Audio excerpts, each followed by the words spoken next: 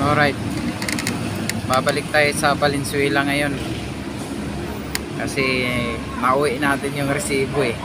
Ito, tumawag yung customer, kailangan daw kasi kulang yung item. Kaya babalik tayo. Ang oras is 10:14 yun, kaya babalik tayo dun. Patulog na sana tayo. Ayan yung ano natin, itsura natin. Babalik tayo dun sa Valenzuela. Ito yung ano, yan, ito yung resibo na babalik natin dun. Naiuwi natin eh, nakalimutan natin ibigay, kaya babalik natin. Ganyan tayo ka loyal sa customer, ano, kalala. Ganyan tayo ka loyal, kalala. Okay, update ko kayo pag gandun na ako.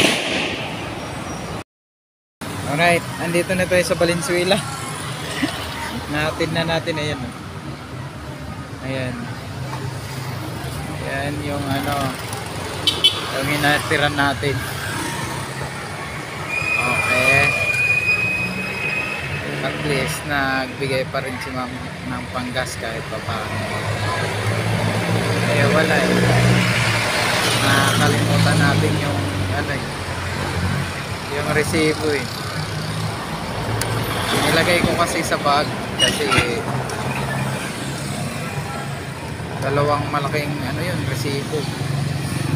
Nilagay ko sa bag para house plastic ko, para ano, hindi mabasa.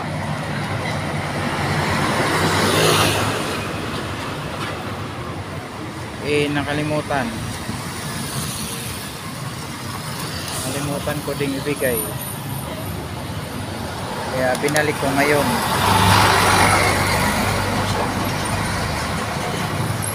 Buti na lang mabait si ma'am, bigay siya ng panggas din.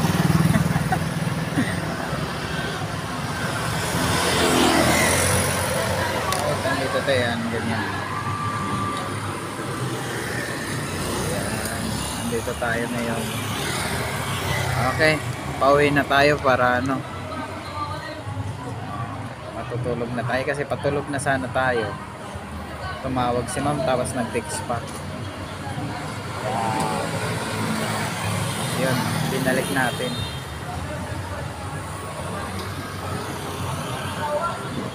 At saka natin naman natin na paalis na pala sila. Ayan ito.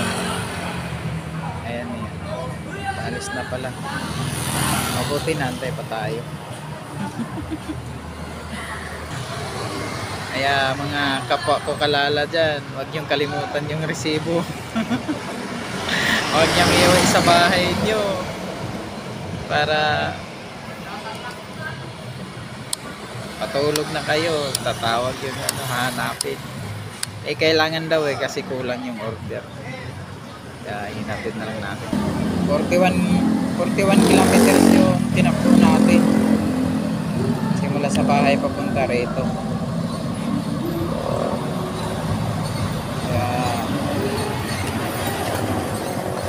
Oras natin ngayon is 10:56 na. Okay, sige. Okay, bye bye.